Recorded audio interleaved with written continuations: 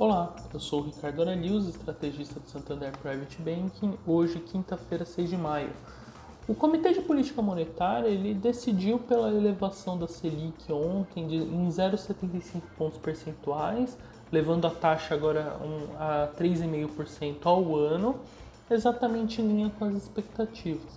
No entanto, haviam alguns analistas que acreditavam que o Banco Central, nesse momento, poderia retirar aquela menção sobre promover apenas um ajuste parcial dos juros nesse ciclo, e isso acabou não acontecendo.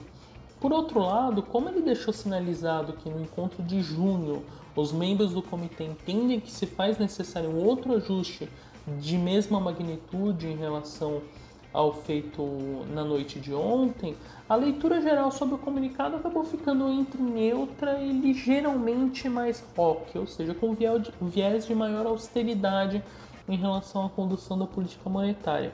Dessa forma, o ponto final da Selic nesse ciclo ele ainda deve continuar em patamares estimulativos para a atividade econômica, mas como o BC aparentemente está aumentando a velocidade em que a gente chegará nesses patamares, isso deve ajudar a acalmar um pouco as pressões para 2022. Já no âmbito dessas projeções, a gente vê que houve um aumento da expectativa para 2021 para o IPCA de 5 para 5,1%, e no caso para 2022 essas projeções saltaram de 3,5% para 3,6%. Tá? Como o horizonte da política monetária agora ele deixa 2021 para trás por conta da defasagem com que a política monetária acaba demorando para impactar a economia real, de fato agora o BCE está atuando para conter as pressões para 2022. Isso também é importante. E na análise de balanço de riscos, sobre as expectativas para a inflação, o BCE está bastante atento à questão do ritmo de atividade, se isso vai acabar sendo mais desinflacionário à frente, porque a atividade vai continuar fraca pós essa recuperação da pandemia, ou não, se ela de repente vai ficar um pouco mais forte, isso também vai trazer um efeito inercial para 2022 mais relevante.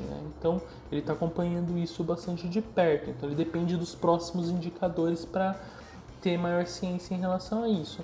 E, de maneira mais estrutural, ele comenta também que os riscos fiscais e eventual falta de avanços de reformas, elas seguem sendo o principal fator a pressionar os prêmios de riscos, e isso sim pode fazer com que ao longo dos próximos meses a permanência desse cenário de impasse, de que nada avance no Congresso no sentido de reformas econômicas importantes, você pode ter um aumento da taxa de juros estrutural da economia.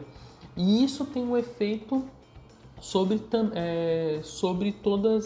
todo o equilíbrio macro ali que a gente está construindo. Lembrando que essa variável ela não é observável, tem um grau de julgamento muito grande em relação a ela.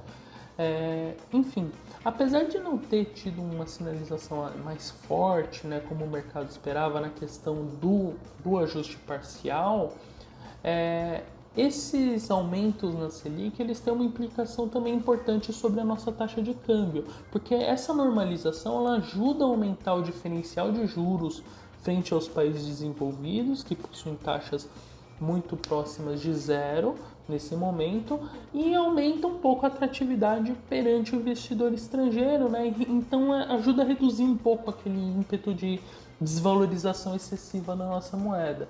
E além disso, esse aumento da Selic ele acaba também aumentando o custo de oportunidade para os operadores locais que apostam contra a moeda brasileira. E usualmente essa estratégia ela é uma forma de proteger o portfólio para momentos de maior aversão a risco.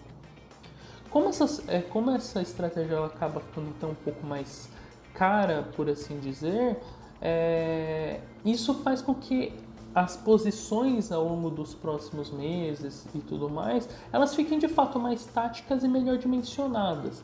E isso acaba reduzindo mais uma pressão importante sobre a moeda, o que tem favorecido esse movimento de valorização que nós temos visto. Mas, evidentemente, cabe ressaltar que também há limites para esse processo, que esbarra exatamente nas questões domésticas de médio e longo prazo. Como, por exemplo, o fato de haver ainda muita incerteza sobre se haverá mesmo avanço das reformas, novas pressões políticas por aumentos de gastos que podem trazer nova dinâmica negativa para a questão fiscal das contas públicas, e o próprio comportamento do dólar em escala global também influencia nisso. E por fim, mas não menos importante, nós temos também um cenário de incerteza em relação ao processo eleitoral do ano que vem. E isso faz com que a moeda brasileira tenha um piso, né? Que obviamente que por fundamento ele é, como nós já vínhamos defendendo, ele é um pouco mais baixo do que aqueles patamares que nós tínhamos há algumas semanas, né? Mas obviamente ele ainda num nível desvalorizado, tá? E apenas para comentar, ontem a gente teve a divulgação da produção industrial, o número veio até melhor do que o esperado pelo mercado, mas é basicamente ainda pelo efeito que nós tivemos por conta dos lockdowns e tudo mais. E o mercado ele está operando hoje ainda de maneira um pouco mais errática, porque tem muita expectativa em relação ao dado de emprego nos Estados Unidos amanhã. Eu fico por aqui, bom dia a todos.